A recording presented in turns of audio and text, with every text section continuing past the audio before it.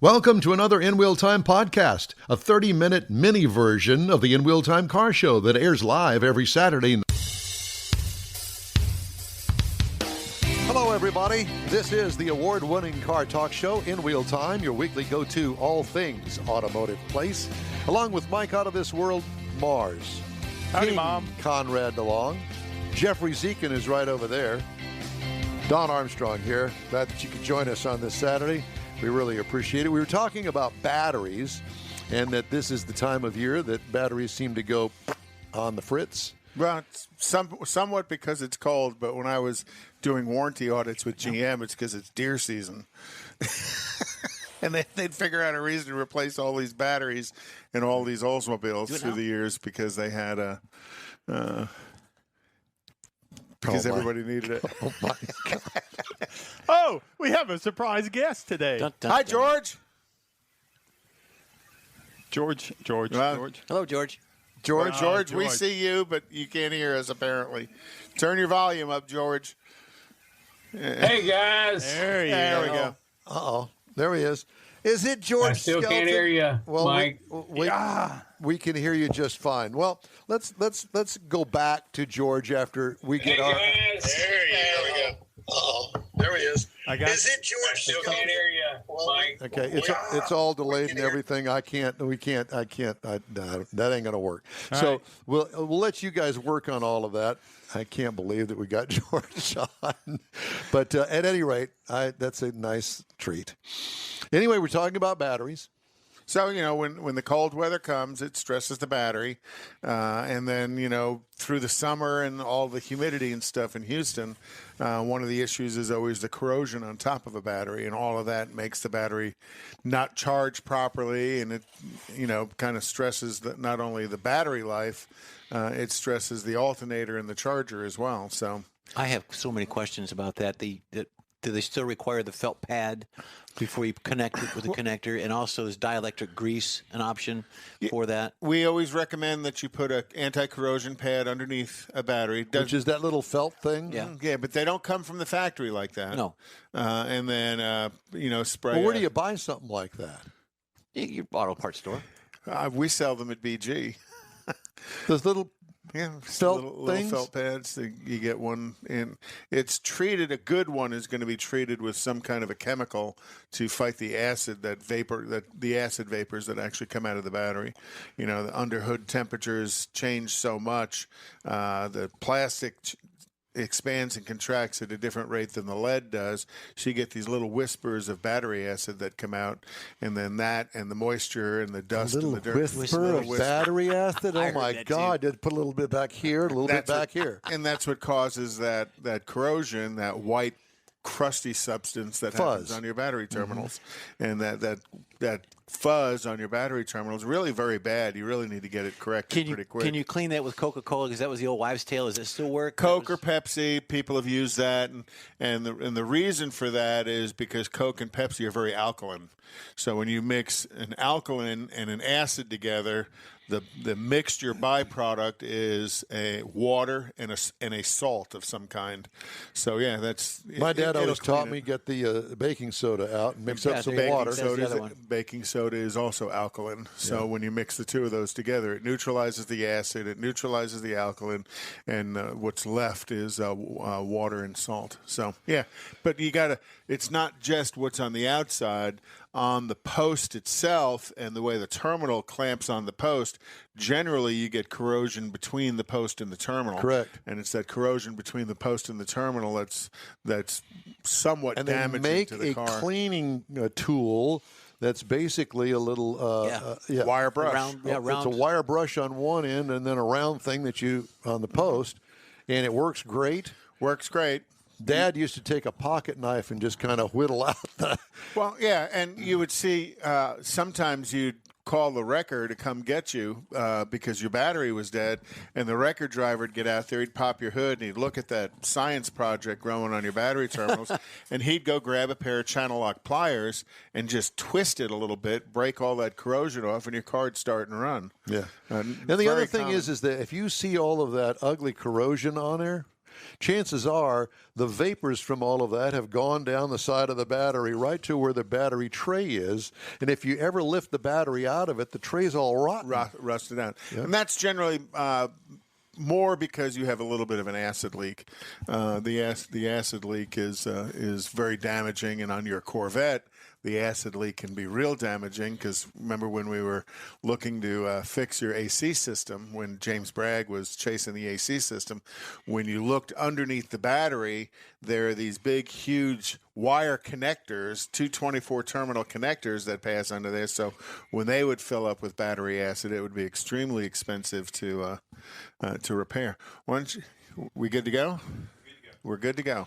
So let's go back to our buddy and friend in Temple, Texas, correct? Correct. Well, I'm glad you got it all worked out, George. It's good to see you racing. You got your racing shirt on. You got your in-wheel BB&T NASCAR stuff on just for you, Don. You know, I used to work for BB&T Bank, which is better known as Bass Boat and Trailer Company.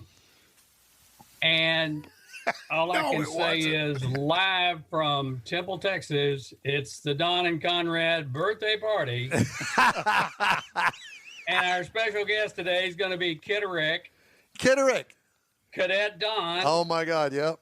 Mm-hmm. And Stan, the vice president of Richardson's Chevrolet. Yeah. Bringing all the boys back. They're going to finally make Don pay for all the paint jobs he ruined. No, that's exactly right. Getting the band back together. So Mike said y'all had, I mean, I got to tell you, that last review, you stretched it like I'd never have seen you stretch something, Don.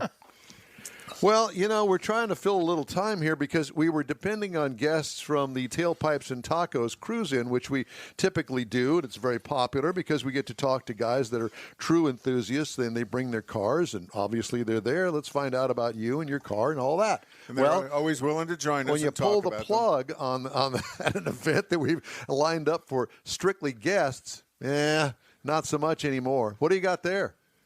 Well, this is my birthday gift that I got for Betty Skelton, 50th anniversary 53 Corvette.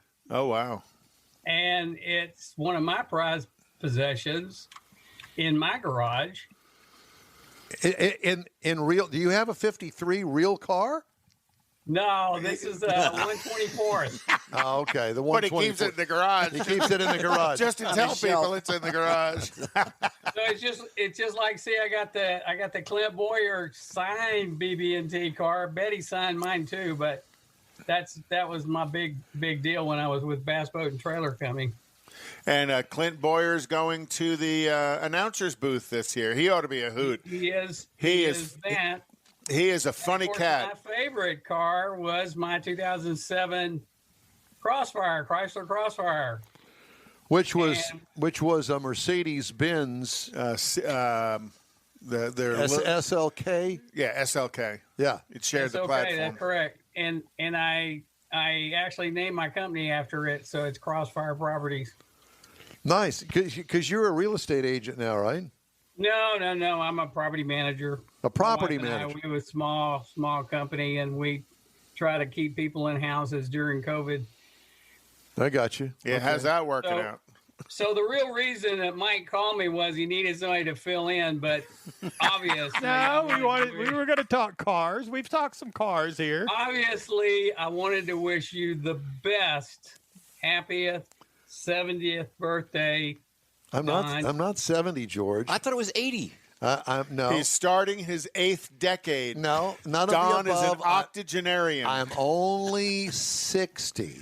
You're so full of But then act your age. Yeah, instead of hobbling around. We can't leave Konrad out. Yeah. Nobody said much about his birthday. I'm 60. I'm 63, and if Don is only 60, it just means he's missing 10 years. It was that 10 years he spent in the 7th grade. I want to know how many years is this in dog years? Oh my God! Oh my! Oh, word. that would be so. It'd only be 10. That's a question for Suze. The Suze, she's over here. She's all napped out, but she heard her name and looked up. So, yeah, she's over here. So Mike was like, "Okay, fill the time, George." Anyway, I can tell you that Don has been the same great guy since the first time I met him to today. He never forgets his friends. Albert Sidney Johnston Junior High School. He's kind to his enemies. Well, most of them. And then I've always said this. He's had one of the most dangerous jobs flying over the city of Houston, reporting everything that takes place in that town. All the bad stuff. And you know, I've always wanted to ask you this, Don. Why is it that when you would fly over Southwest Freeway and you would say it's rush hour and the cars are only going 5 miles an hour? Yeah, there's no rush to get anywhere, apparently. No, nobody's rushing because it's a parking lot. George, a lot of times I live in a 2-story home. A lot of times I see him and his chopper hanging out my window. So how's that? It's that pool down the street. Yeah. At the pool.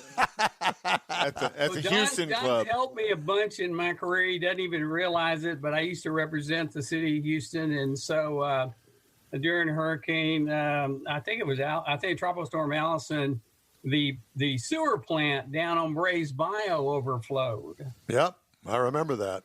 And so I sent Don a note and I said, hey, any way I could get some of that video. So one of the guys got me some video of that, of showing everything going down the creek, down the bayou, which we used to play in when we were kids, by old man Meyer's house.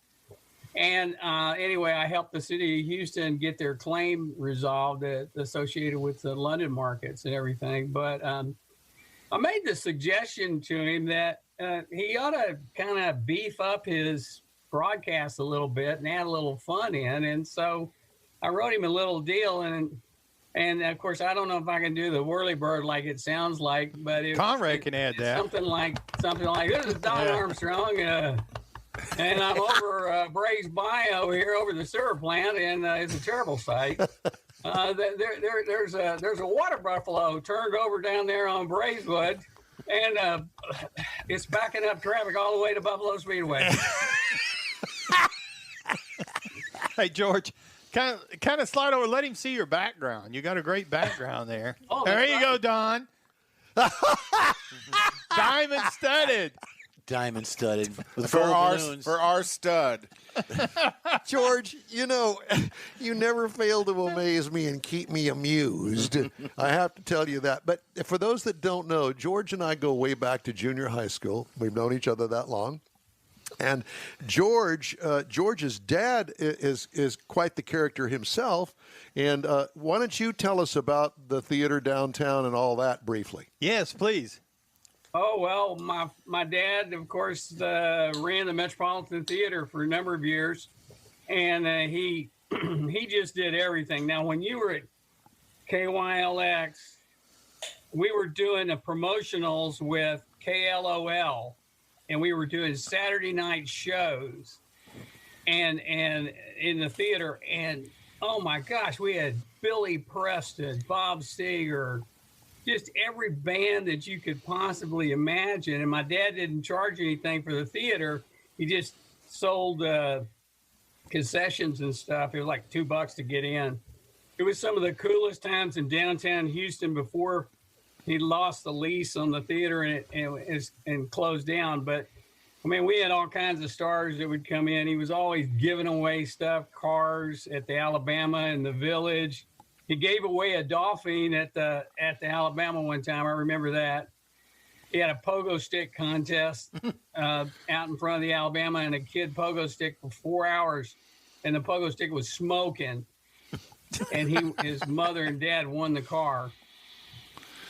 Well, obviously you get a lot of your personality from your dad. Well, thank you. Yep. Yeah. Thank you. That's a compliment. Well, He's a great guy. It was meant as one. Yeah, absolutely.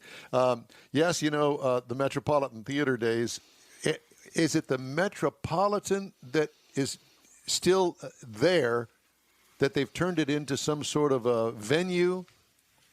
Is it the No, they tore all that down. It was right across from First City National Bank, the big white building. Yep. Right by Foley's. Lamar Hotel and all that, and they built a big complex there. But he started the closed circuit broadcast of the Indianapolis 500, and nearly all the dealers would send their teams down to watch it. And it was terrible.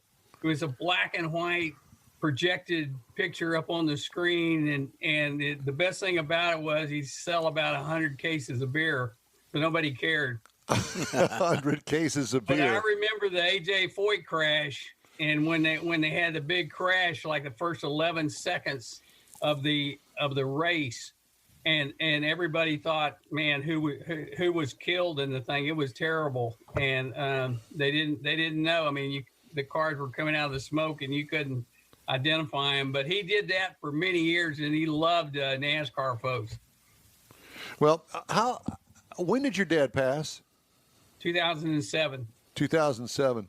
Mine did too, in the same year. Well, what a shame. I wish that I'd had a chance to meet him.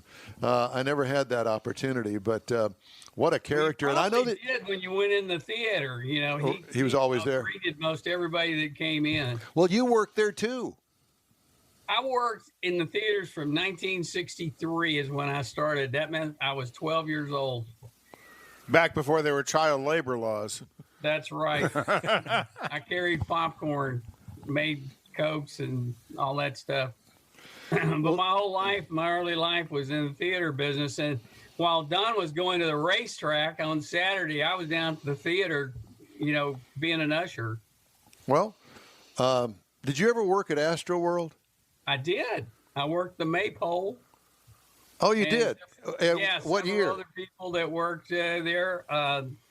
And from Westbury that David Chapman comes to mind. Sure. And Ed Seal was the Abominable Snowman, and several other people that were in that thing. But Don, you're at an age now. You really need to take care of yourself.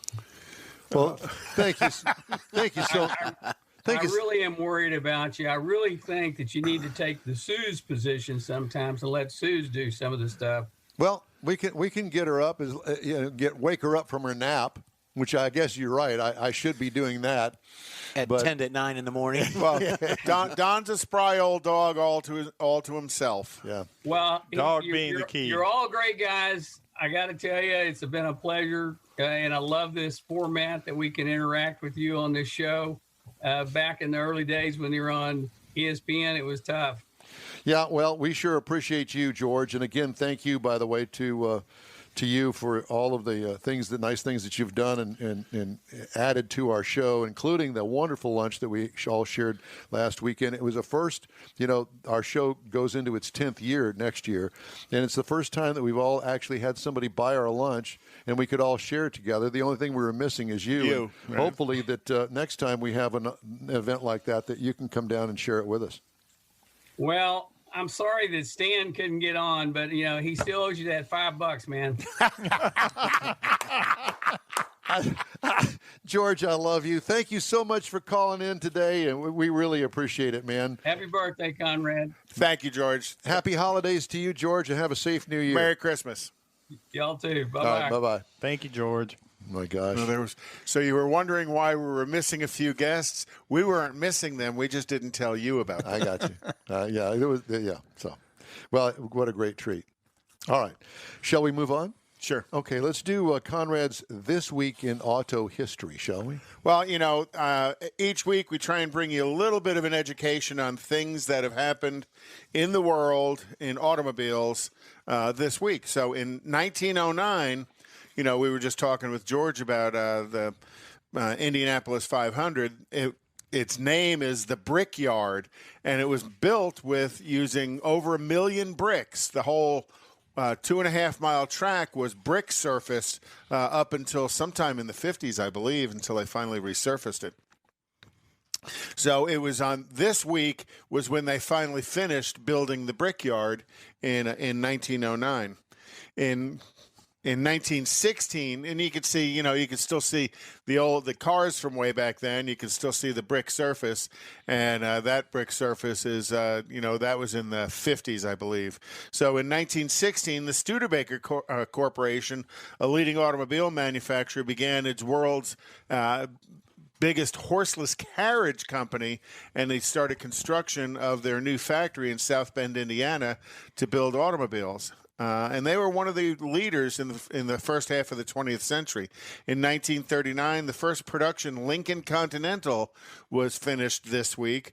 The Continentals of the 40s are commonly considered some of the most beautiful production cars ever made, and you can look at that and see just how gorgeous that car is. And then in 1941, Buick lowered its prices to reflect the absence of spare tires in their new cars, mainly because of World War II. In 1947, the NASCAR was founded at the Streamline Hotel in Daytona Beach. Is that the BBT car right there? That's the BBT car right there. That's Betty Skelton might be driving it for all we know. And originally, NASCAR was just a bunch of bootleggers driving souped-up hot rods that during Prohibition that came together and they created NASCAR. And this hotel still exists, I believe, down in the Daytona area. In 1949, a Swedish company named Svenska Aeroplan produced its first motor car in it was a Saab. And the Saab, that was actually a 25 horsepower, two-stroke, two-cylinder engine. Never was a Saab fan. Is that where they grow those little sausages that they put in the can? Yeah, the Swedish sausages. The Swedish fish. Gefilte fish. But, like I said, this car, the entire body was stamped out of one piece of sheet metal. And then they went in to cut the doors and windows. Yeah, I thought it was very, very cool. In 1957, the final two-seat T-Bird was produced this week.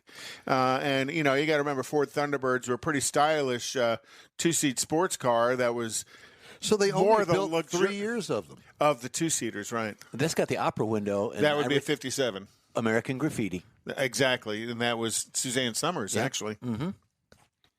So, it went more luxurious than the Corvette went sporty. In 1979, the United States Senate approved the loan guarantee of $1.5 billion to Chrysler Corporation.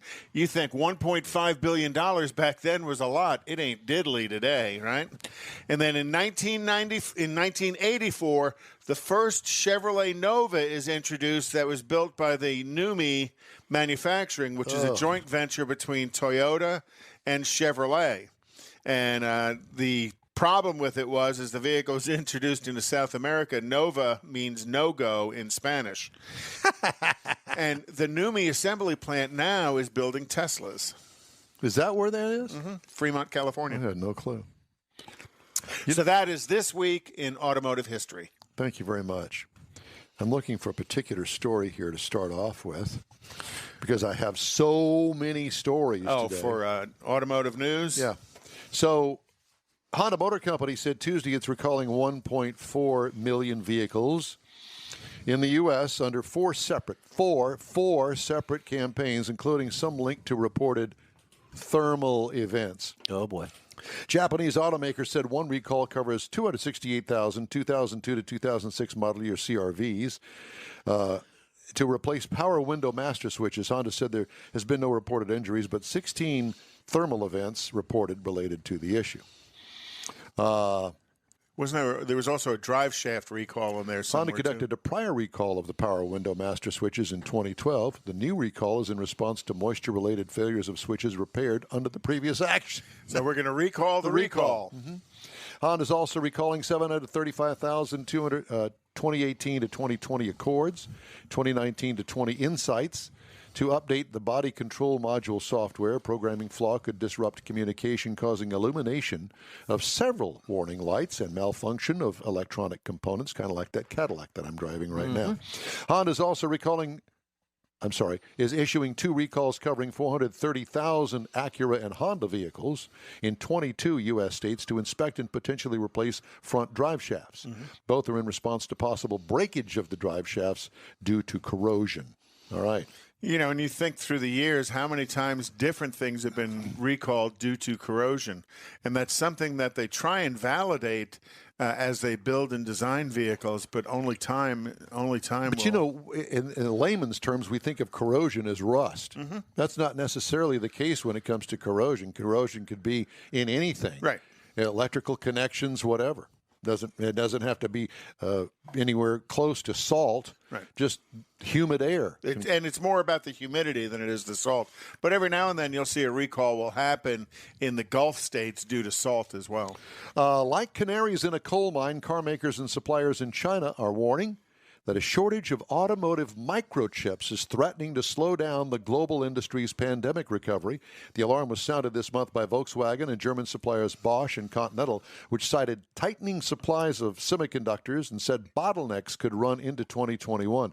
The industry is beginning to brace for impact as microchip prices rise and inventories dwindle. Yeah, the global supply is running through a funnel in China, and it has for quite some time. And until they do something about that, this is going to repeat itself. We've got to start buying more American stuff. Even if it's not buying, it's producing more American stuff. You think through the years, a lot of that stuff was produced here, and then with all of this corporate theft of intellectual property, it's stolen by China, given to their companies. They build it cheaper, so cheap they put the American companies out of business, and then they are the only supplier of it in the world. We know that won't happen in this show. Yeah. There is no intellectual property.